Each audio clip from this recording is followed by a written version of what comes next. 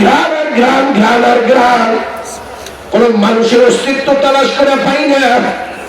আবার ঘুমায়, আবার এসে টান দিয়া কয় বুড়ার কত ঘুমাবি, আমার পরিবারের লোক না খেয়ে থাকে রয়েছে, তুই দেখো না।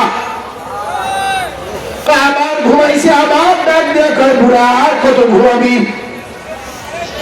এবার হুজুর ডাক দিয়ে জিজ্ঞেস করে, বুড়া মিয়া যে জুব্বাওয়ালা পাগড়িওয়ালা যে হাত ধরে টান দিল, লোকটা ফেরা চিনছেন কি? হুজুর এখনো মস্করা করে, আপনি কি বোঝেন না? যতবার আমার হাত ধরে টান দিছে ততবারই আমি দেখছি মদিনাওয়ালা এসে হাত টান দিছে।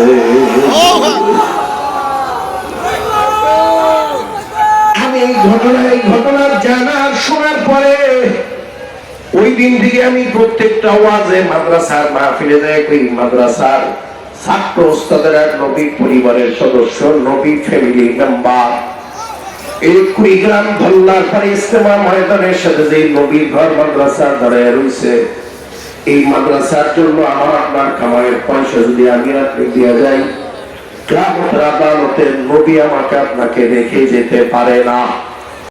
লাগবে এই জন্য না, হ্যাঁ একটু বলে মাদ্রাসাটা কাঁদে, একটু জোরে বলে।